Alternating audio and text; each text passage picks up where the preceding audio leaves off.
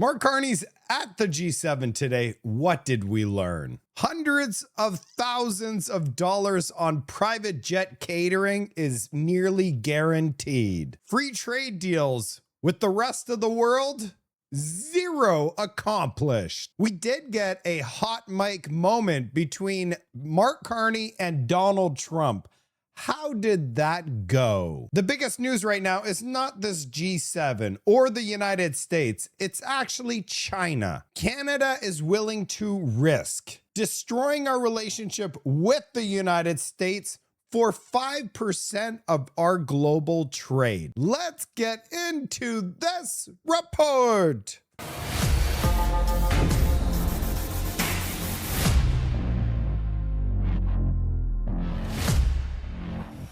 Anita Anand, Canada's Foreign Affairs Minister, announced a few days ago that we're going to be sending an additional $100 million to fund Palestinians amid the Gaza and West Bank crisis. And Mark Carney's amazing trip to France and Ireland, and now he's at the G7. We were expecting a whole lot of free trade with all these middle powers and other countries. But instead, we get that Palestinian $100 million leaving Canada, and yeah, that's all gonna go on debt because we're broke. Mark Carney is literally celebrating a $10 million contract as if he just gained a $10 trillion contract. He posted this on his social media account, praising all of that wonderful trade deals that he's getting. Canada is the first non-European country to participate in the European Union's Safe Instrument. Thanks to our participation in Safe Instrument, the Montreal-based company Macaroni Technologies will be manufacturing tactical radios in Canada for the Polish Cyber Command. This contract is a whopping valued of $10 million. $10 million that will benefit 100 Canadian suppliers. This is what the Liberals call success. Let's move on to Mark Carney's hot mic moment. Yeah, Canadian content in a hot mic moment here in Evian, France. So this is in the little bit of the part before the working lunch on the Iran situation and of course, the Israel-Lebanon situation, where reporters and cameras were allowed into the room. And they caught a moment where Mark Carney was leaning over a seated Donald Trump at the desk, speaking to him about Chinese electric vehicles. Just listen in and see what we can hear. I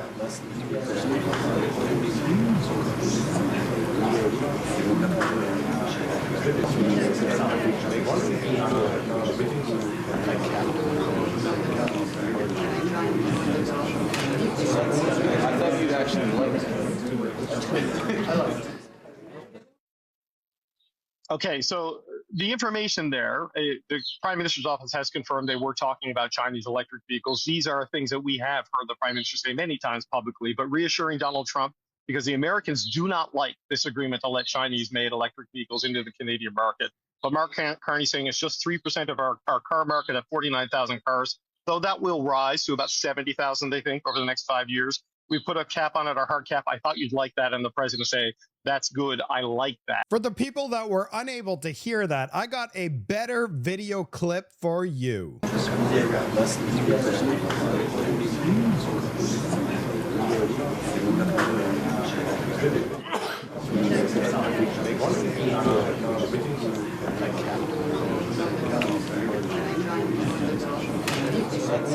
thought you'd actually like it.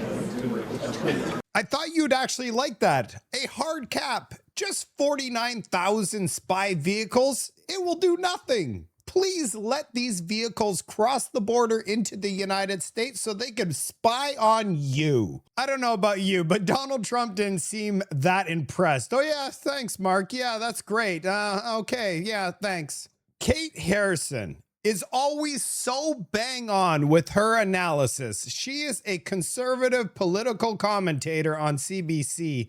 She's fantastic. Canada may be ready to open its door even wider to Chinese-made electric vehicles. Industry Minister Melanie Joly is in China this week to meet with 4 EV automakers. Joly told the Globe and Mail those companies are considering investments in Canada that would see Chinese EVs made in Canadian factories. Back in January, the Carney government agreed to allow up to 47,000 Chinese EVs in Canada a year, a deal critics say could put the Canadian auto sector in jeopardy. Of course. Is that what Mark Carney just told Donald Trump? No, he didn't say we're going to start making Chinese EVs in Canada. He said that we're putting a hard cap, 49,000. I thought you'd like that. And behind the scenes, we're sending Melanie Joly to China to bring Chinese EV manufacturing to Canada, right next to the United States. I'm sure this is going to age perfectly for our auto industry. Bring back the power panel. Vandana Katar, Brad Levine, Kate Harrison, and Rob Russo. Kate, I'm going to start with you because I think you picked up on this earlier, if I recall, on your list of concerns. I mean, the perspective from the Liberal government is these cars are going to be made in Canada. The parts would come from Canada, Canadian labor, that this is a net benefit to the Canadian economy, and it's helping Canada diversify its economy at this moment. What do you make of that pitch? I'm not sure who is really asking for this, though, Catherine, other than China. It seems really unrealistic to me that Chinese EVs made in Canada by Canadian labor, which is paid sufficiently more. We pay, proper wages in this country compared to China.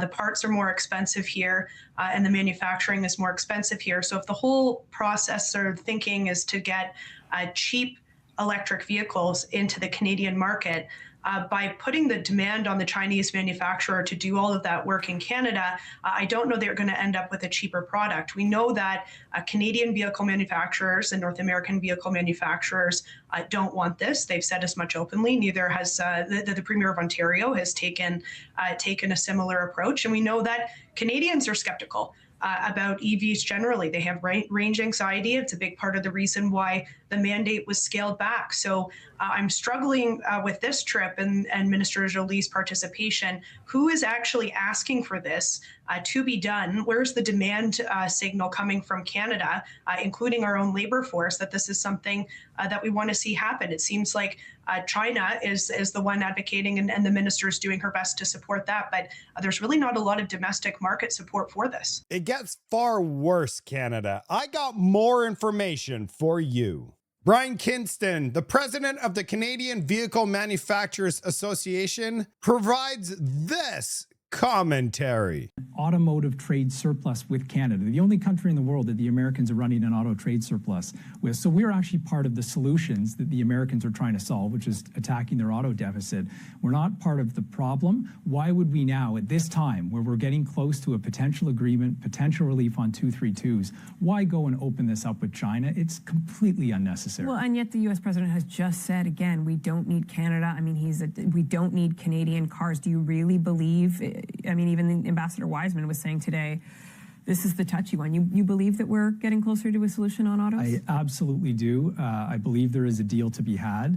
This China agreement doesn't help. And look, at the end of the day, we have 5 OEMs that are here now. Why are we chasing new investment from a very coercive trading partner, which is not going to replace the billions of dollars in investment that the existing automakers have put into the Canadian market? 75% of Canada's auto manufacturing is invested by the Japanese. Do you think the Japanese want to compete with Chinese manufacturing?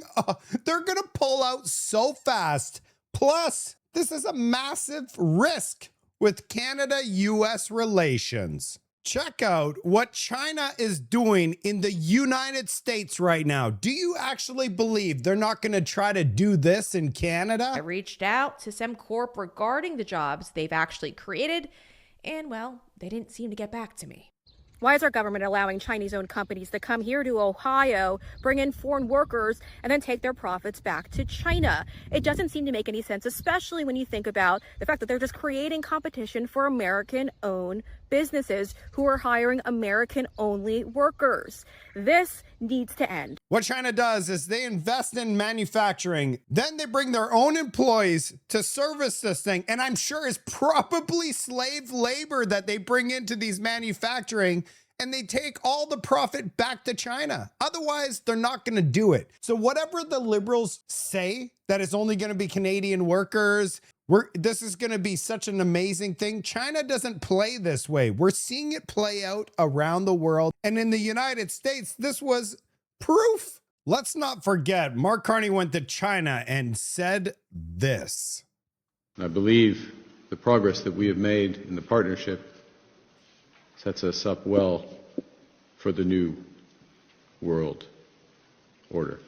Do you see Scott Moe's face? Look at him. He's like, holy, what did he just say? I mean, everybody's still in shock. Yes, he said it. Even if he comes back to Canada and says, I never said that in China. We see it right here. I have a video from the UK Parliament today. Check this out. China's human rights record is appalling. So did the Foreign Secretary know that while she was enjoying the hospitality of the Chinese Communist Party earlier this month, that Chinese slave labour is being used to supply solar panels across UK schools and hospitals to meet Labour's net zero targets? How has the Foreign Secretary allowed this to happen? Does she think it's acceptable for her government to be turning a blind eye to Chinese slave labour and these awful human rights abuses? What's with all these lefties across the world, including Canada? Lefties want to do deals with China, and they're totally okay with forced labor, apparently. Now let's talk about Mark Carney. He said he wants to chart a new path. But then when he goes to the G7, he runs up to Donald Trump. Hey, Trumpy, can we bring in those 49,000 Chinese EVs? There's a hard cap. There is a hard cap. Why is he asking for Donald Trump's approval if he's charting a new path? I'm just showing the hypocrisy. He tells us one thing in Canada and goes abroad and bows down on two knees. Please, Donald Trump, this is acceptable, right? Right? I'm just glad that mainstream media picked up on what I just described to you. They're also scratching their head, and they confronted Mark Carney today. Check out his response. Prime Minister, why did you feel the need to bring up Canada's Chinese electric vehicle cap with the U.S. president? And did you speak directly with him at the summit about the renewal of CUSMA? Did you see him laugh and chuckle there? Check this out. Look at this. Ha ha ha ha ha. You caught me. You caught me. Yeah, we caught you. Let's see his chuckle again. As president, and did you speak directly with him at the summit about the renewal of CUSMA? I just answered. I spoke to him about a range of things. He had asked. I can't remember the. By the way, he didn't think that the video was recorded. He didn't even know about the hot mic moment. He's looking and he's laughing, going, "Man, I can't get away with anything." He had asked. I can't remember the. He had asked me about it. I can't remember anything. I actually can't remember. But he did ask. If you can't remember anything, but then he did ask, do you see this? This is unbelievable. On China, and I explained to him what the deal. I mean, it was one of many interactions with him, and I was explaining the actual structure of the deal. You're familiar with it. I'm not surprised that the President of the United States doesn't follow every detail of every agreement that Canada has, and he likes the structure. Actually, we had a follow-up conversation about it as well. I don't believe him. And that's why I better say that Donald Trump liked it so that us Canadians don't go, excuse me, do you actually believe that Donald Trump asked Mark Carney about 49,000 Chinese EVs and he had to explain it to Donald Trump and he's totally cool with this whole thing? I'd love to hear from you in the comments section. You know what I find absolutely shocking? We are supposedly a member of the G7. We're supposed to matter around the world. Mark Carney managed to fly all the way to the other side of the planet, and he somehow avoided a one-on-one meeting with Donald Trump. He also avoided a one-on-one meeting with Japan. But somehow, he managed to get a meeting with Zelensky, Korea, and the UAE. And the USMCA is hanging by a thread set to expire in 2 weeks.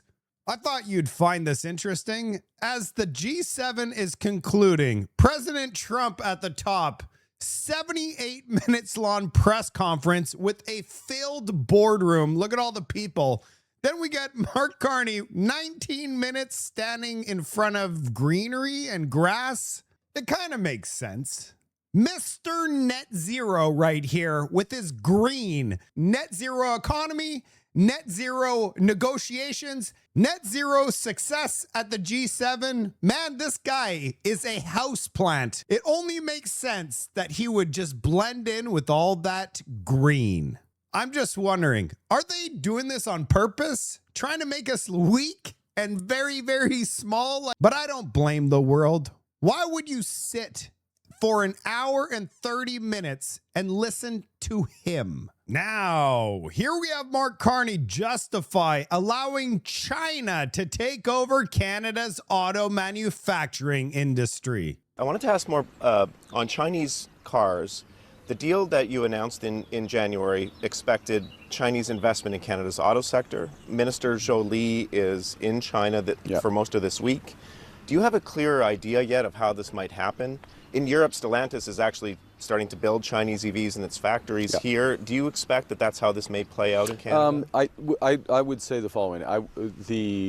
Just so we're all on the same page, we went back to where in 2024, before we effectively, the government took steps that effectively shut the Canadian market for Chinese vehicles. Chinese automakers were exporting to Canada, paying an MFN tariff. It's about just under 7%, so the lowest tariff rate, most favored nation tariff rate. They were exporting 49,000 cars. They were all Teslas, basically. Teslas made in China. What we agreed with China earlier this year was, in effect, as I explained to the president, a hard cap. In other words, a very high punitive tariff above that 49,000 level, the MFN tariff below, but an additional requirement that half of that quota, that 49,000 built up over a few years, would be for vehicles $35,000 or less. So we'd get wider variety, wider choice for Canadians, but I'd remind, and you know this, that this is less than 3% of the Canadian car market. So it's quite, a marginal amount, but it gets some Chinese vehicles back in, more choice. And it creates the possibility, not the certainty in any ways, that there is commercial, this commercial relationship develops and there's Chinese investment in Canada. We are only interested in Chinese investment in Canada when it's material Canadian production. We're not interested in kits being put together in Canada. We're interested if there are joint venture partnerships, Canadian control, substantial value add, Canadian labor standards, substantial jobs, etc., that are consistent with that. Those are longer tail discussions. Those would be some of the discussions Minister Joly is having. You see some of this in, as you say, you see some of this happening in Europe. You see some of this happening I'll double check this with the president of Brazil, but I believe actually in Brazil you're seeing some of this as well. So it's a natural evolution of their business model. What we would do, though, is we will only do what's in the interest of Canadian consumers, Canadian workers. With all this Chinese investment, who exactly is going to be purchasing these Chinese EVs? Is the United States going to be purchasing Canada's Chinese EVs made in Canada? And the most important thing that he said there was Brazil. Let's take a look at what's happening in Brazil.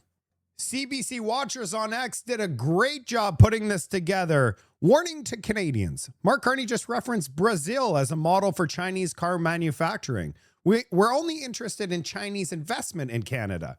In Brazil, Chinese brand like BYD flooded the market with cheap EVs, promising investment and local plants. Instead, what they received is severe labor scandals with slave-like conditions on construction sites, overcrowded dorms, confiscated passports, and exploited workers. The local auto industry, what happened to them? Job lost. Suppliers crushed, forcing Brazil to hike tariffs again to protect what's left. Heavy reliance on imports and Chinese supply chains, not real domestic manufacturing, as Mark Carney just promised. And now Carney's deal opens Canada to thousands of these subsidized Chinese EVs while pushing his EV mandates. It's all about those EV mandates, aren't they? And in Europe, it's been a strikingly similar issue with Chinese cars manufacturing and imports as Brazil, particularly labor exploitation involving Chinese migrant workers, economic threats to local auto industry, and policy backlash via tariffs. The pattern mirrors Brazil's experience: rapid market penetration by subsidized Chinese EV, BYD, Chery, etc., but accompanied by controversies over working conditions, deindustrialization fears, and heavy reliance on Chinese supply chain labor. Our auto sector, Ontario job supply chains, are already under pressure from U.S. tariffs. Do we really want to repeat Brazil's mistakes? Flood the market with Beijing's backed cars at the expense of Canadian workers? I don't know about you. Who do you trust more? Do you trust the United States? Our number one customer, our number one trading partner, just south of us. You could be mad at Donald Trump, but you cannot replace 75% of our trade, and they've been protecting us since the end of WW2? Or should we allow China to invest in Canada with their track record in their own country and around the world? This to me looks like a dangerous path. Here's the article of China floods Brazil with cheap EVs triggering backlash. This was 1 year ago. We should have learned from their mistake. Nope. Let's just follow Mark Carney's lead directly off. That's it for today's report. We need a deal with the US. If we don't get a deal with the United States, Canada is finished. We shouldn't be talking to China. We shouldn't be talking to the EU. We shouldn't be talking to anyone. We should be down in Washington, D.C. saying, Donald Trump, what can we do to make this deal happen? We are so sorry for upsetting you. Look at Mexico. They're about to get a good trade deal with the United States. Canada has not negotiated anything since October. We were supposed to get a one-on-one meeting with Donald Trump while at the G7. That's why Mark Carney got this hundreds upon hundreds of $1,000s worth of catering on his private jets to get this meeting with Donald Trump. We are 2 weeks away from the end of the USMCA, and Mark Carney's unable to get a meeting with Donald Trump. I don't know about you, but this is terrifying. And meanwhile, in Canada, they're ramming through Bill C-22. I'm going to be covering it on my next report. Love to hear from you in the comment section. I'll see you on the next report.